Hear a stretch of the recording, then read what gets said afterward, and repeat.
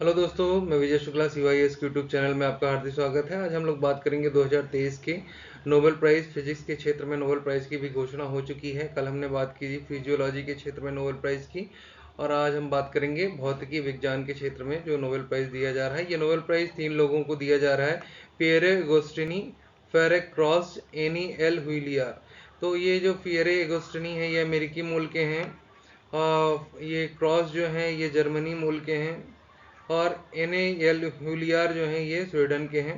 तो ये तीनों को संयुक्त रूप से ये अवार्ड दिया जा रहा है। ये अवार्ड इसलिए दिया जा रहा है कि इन्होंने परमाणु के बारे में रिसर्च हेतु, परमाणु के अंदर जो परिवर्तन होता है इलेक्ट्रॉन्स में, वो परिवर्तन कम से कम सेकेंड में कितना परिवर्तन होता है, तो इसके बारे में अध्ययन से संबंधित इन्होंने तकनीक विकसित की, और इस तकनीक के लिए ही इन्हें अवार्ड दिया जा रहा है। ये जो सेकंड होता है इसे एटो सेकंड कहा जाता है। एटो सेकंड 10⁻⁻18 सेकंड के बराबर होता है। और अगर हम बात करें तो कोई भी पदार्थ जो है वो अणुओं से मिलकर बना होता है, और अणु जो है परमाणुओं से मिलकर बने होते हैं।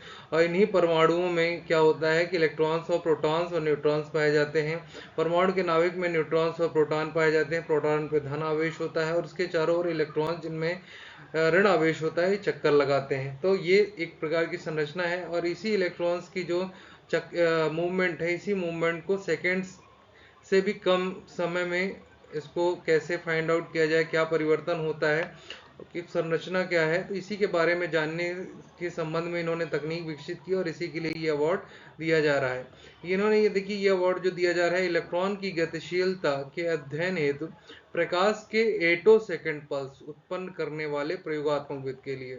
तो जो प्रकाश का एटो सेकंड पल्स है, माने सेकंड का भी, सेकंड का 10⁻⁻18 भाग, उससे भी कम समय में जो इलेक्ट्रॉन की गतिशीलता है, इलेक्ट्रॉन्स के परिवर्तन है, उसे पता करने में जो तकनीक यूज होती है, इस तकनीक के बारे में इन्होंने रिसर्च किया, और इसी के लिए इन तीनों को ये अवार्ड दिया जाए। अब देखिए अलग अलग है।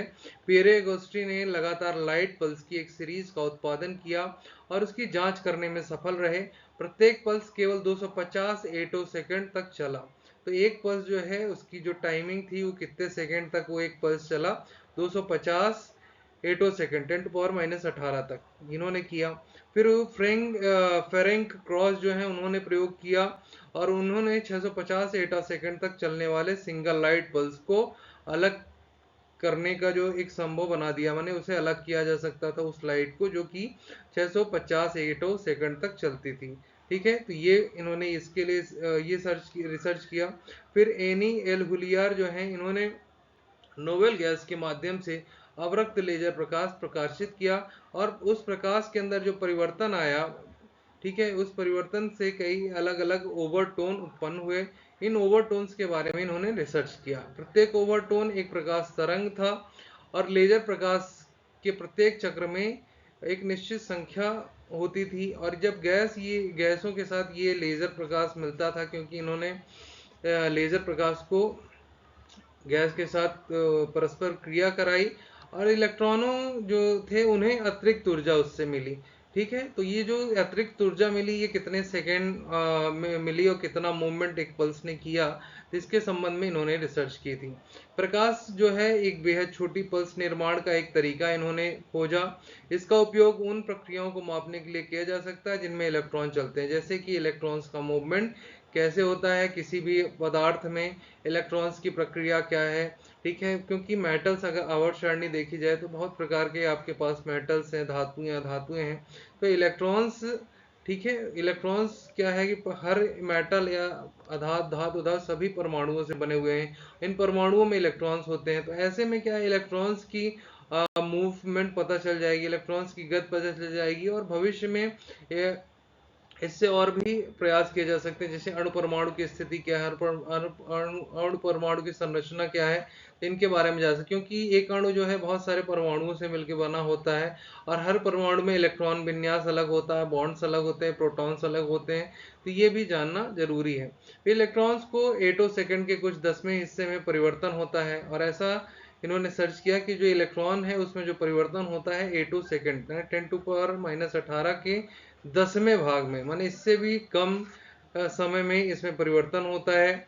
और ये इतना छोटा है कि इसे परिवर्तन जो है, इसे नापने की तकनीक जो ये तो होनी चाहिए, यही तकनीक इन्होंने विकसित की।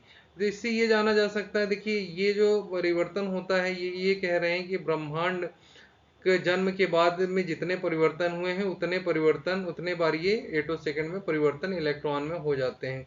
तो ये एक सेकंड में इलेक्ट्रॉन में इतने परिवर्तन हो जाते हैं। तो मैंने ये इतनी फास्ट इलेक्ट्रॉन इतना इतना जल्दी जल्दी चेंज हो रहा है कि इसके एक परिवर्तन को जानने के लिए हमें सेकंड के 10⁻18 के भी 10वें हिस्से में जाना पड़ता है। वैज्ञानिकों के प्रयोग ने प्रकाश के इतने छोटे स्पंदन उत्पन्न किए कि जिन्हें एटो सेकंड में मापा जा सकता है। ठीक है, तो ये आपको याद रखना है कि किस लिए दिया जाता है। फिर पियरे अगोस्टिनी का संबंध अमेरिका से है, ये होयो स्टेट यूनिवर्सिटी में प्रोफेसर हैं। फिर फ्रैंक क्रॉस का संबंध जर्मनी में है, Max Planck Institute of Quantum Optics और म्यूनिक के लुडविग मैक्सिमिलियन विश्वविद्यालय से संबंधित हैं। एनी एल हुलियर का संबंध स्वीडन के लुंड विश्वविद्यालय से है। तो ये याद रखना है आपको, प्री एग्जाम में आपके पूछा जा सकता है, तीनों व्यक्ति। फिर नोबेल पुरस्कार की स्थापना जो है, डायनामाइट के आविष्कारक जो थे सर अल्फ्रेड नोबेल की एक जब मौत हो गई तो उनकी जो वसीयत थी, उस वसीयत को बैंक में जमा करके रखा गया और उससे जो इंटरेस्ट मिलता था, है ना, इंटरेस्ट से इस राशि जो दी जाती है प्राइज मनी, वो इसी इंटरेस्ट से दी जाती है। तो इसी वसीयत को बैंक में रख के और उसी से ये पुरस्कारों की स्थापना की गई। ये स्वीडन के उद्योगपति थे, तो रईस काफी संपत्ति रही होगी। ठीक है, तो इससे चिकित्सा के क्षेत्र में, भौतिकी के क्षेत्र में, रसायन शास्त्र के क्षेत्र में, साहित्य के क्षेत्र में और शांति के क्षेत्र में नोबेल पुरस्कारों की स्थापना की गई। अर्थशास्त्र के क्षेत्र में जो नोबेल पुरस्कार दिया जाता है वो बैंक के द्वारा दिया जाता है, बैंक ऑफ स्वीडन अपनी तरफ से ये इकोनॉमिक्स के क्षेत्र में ये अवार्ड देता है, ये अल्फ्रेड नोबेल की याद में देता है। ठीक है, तो ये पुरस्कार बैंक के द्वारा दिया जाता है, ना कि अल्फ्रेड नोबेल की वसीयत से दिया जाता है। ठीक है, तो ये आपको याद रखना है। 1968 में इसकी शुरुआत की गई। पहला नोबेल पुरस्कार 1901 में सर अल्फ्रेड नोबेल के निधन के 5 साल बाद दिया गया। और देखिए नोबेल पुरस्कार जो है नॉर्वे में प्रदान किया जाता है, शांति का नोबेल पुरस्कार। बाकी जितने भी हैं वे स्वीडन में आपको प्रदान किए जाएंगे। ठीक है, तो अन्य पुरस्कार स्वीडन में दिए जाते हैं और केवल शांति का पुरस्कार, तो ये प्री एग्जाम में ये क्वेश्चन कई बार पूछा गया है, वनडे एग्जाम्स में पूछा गया है। अल्फ्रेड नोबेल के जीवन काल में स्वीडन और नॉर्वे एक संघ का हिस्सा थे जब वो जीवित थे, और 1905 में ये जो संघ है ये टूट गया। ठीक है, भंग हो गया, लेकिन जब वो थे तो उस समय ये दोनों एक थे, इसलिए जो अवार्ड है वो दोनों जगह पे दिए जाते हैं। स्टॉकहोम में स्थित नोबेल फाउंडेशन इस जो पुरस्कार राशि है उसका प्रबंधन करती है, और ओस्लो स्थित जो है समिति है वो शांति से संबंधित पुरस्कार समिति है। तो ये दोनों अलग अलग काम करती हैं। स्टॉकहोम जो है तो वो अन्य अवार्ड जो दिए जाते हैं वो स्टॉकहोम के नोबेल फाउंडेशन द्वारा दिए जाते हैं, और शांति पुरस्कार जो है ओस्लो के द्वारा दिए जाते हैं। फिर नोबेल पुरस्कार के विजेताओं को एक स्वर्ण पदक दिया जाता है, एक प्रमाण पत्र दिया जाता है, 1 करोड़ क्रोनर लगभग $9 लाख की पुरस्कार राशि दी जाती है। विजेताओं का सम्मान हर साल 10 दिसंबर को किया जाता है और लगातार अभी घोषणा होगी अवार्ड्स की, क्योंकि 1896 और 10 दिसंबर 1896 को अल्फ्रेड नोबेल का निधन हुआ था और उन्हीं की याद में यह अवार्ड स्टार्ट किया गया, और उन्हीं जिस दिन उनकी मृत्यु हुई उसी दिन यह अवार्ड दिया जाता है। 1901 से लेकर 2021 तक लगभग 609 बार नोबेल पुरस्कार प्रदान किए जा चुके हैं। फिर देखिए नोबेल पुरस्कार की स्थापना अगर बात करें तो फिजियोलॉजी और मेडिसिन जो है अभी हमने बात किया कि स्टॉकहोम में ही दिया जाता है। कैरोलिंस्का इंस्टीट्यूट है वहाँ से दिया जाता है। फिर रॉयल स्वीडिश एकेडमी से 2 अवार्ड, फिजिक्स केमिस्ट्री। लिटरेचर जो है the Swedish Academy Stockholm. Peace का नॉर्वे नोबेल इंस्टीट्यूट ओस्लो। और जो अर्थशास्त्र का है वो Royal Swedish Academy of Science Stockholm, लेकिन इसको फंडिंग जो करता है बैंक करता है, ये बैंक के द्वारा दिया जाता है, तो ये याद रखना है आपको। फिर भारत के नोबेल पुरस्कार प्राप्त कर्ताओं की बात करें तो रविन्द्रनाथ टैगोर को 1913 में उनके साहित्य गीतांजलि के लिए दिया गया। गीतांजलि के बारे में आप जानते हैं कि ये बांग्ला भाषा में कविताओं का संग्रह है। ठीक है, तो इसके लिए इन्हें नोबेल प्राइज दिया गया था 1913 का। फिर सीवी रमन को भौतिकी के क्षेत्र में प्रकाश के प्रकीर्णन के लिए दिया गया था। प्रकीर्णन की बात करें, रैले का सिद्धांत है 1/λ4, ठीक है। तो इसमें जिसकी तरंग दैर्घ्य सबसे ज़्यादा होती है, ठीक है, उसका प्रकीर्णन उतना ही कम होता है। जैसे कि लाल रंग का प्रकीर्णन सबसे कम और बैंगनी का प्रकीर्णन सबसे ज़्यादा होता है।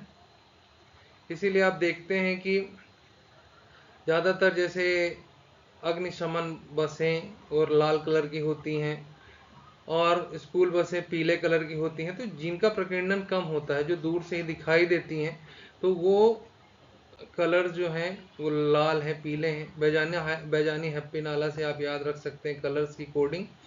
फिर हरगोविंद खुराना को 1968 में आनुवांशिक कोड, जो आज जेनेटिकल मॉडिफिकेशन की हम बात करते हैं, बीज जेनेटिकल मॉडिफिकेशन के द्वारा ब्रिटी बेंजर की बात करें या बहुत सारे प्रोडक्ट, बहुत सारी सब्जियों में, फलों में जेनेटिकल मॉडिफिकेशन हो गया है। तो ये जो आनुवांशिक कोड की में जो चेंज लाया गया, उसका संश्लेषण, प्रोटीन संश्लेषण की बात की गई, तो ये सब हरगोविंद खुराना के द्वारा ही इसकी खोज की गई थी।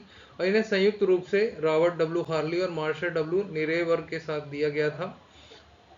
मदर टेरेसा को शांति के लिए 1979 में दिया गया। फिर 1983 में सुब्रमण्यम चंद्रशेखर को सितारों की रचना, स्टार्स के बारे में, ठीक है, उनके अध्ययन के बारे में, ठीक है, सुपरनोवा, इन सब के बारे में संबंधित अध्ययन के लिए इनको दिया गया था। इन्हें अमृत सेन को कल्याणकारी अर्थशास्त्र के लिए आर्थिक विज्ञान के क्षेत्र में नोबेल प्राइज दिया गया 1998 में।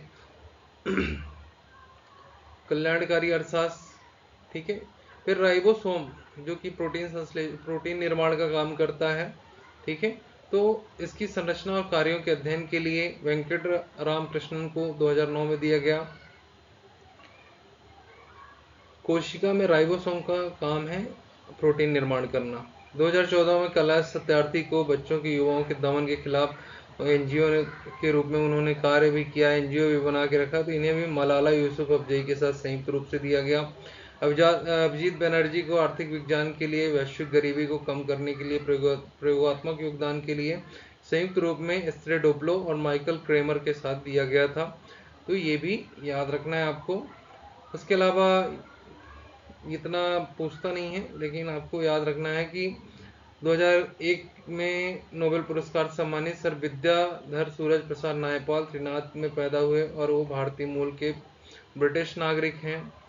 फिर 1907 में साहित्य का नोबेल पुरस्कार सम्मानित रुडयार्ड किपलिंग, और 1902 में चिकित्सा का नोबेल पुरस्कार सम्मानित रोनाल्ड रॉस का जन्म भारत में हुआ था।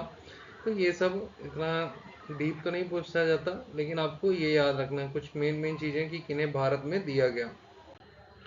चलिए, अगर वीडियो पसंद आए तो ध्यान लाइक करिए, शेयर करिए और सब्सक्राइब करिए, ज़्यादा से ज़्यादा शेयर करिए, ज़्यादा से ज़्यादा लाइक करिए। धन्यवाद।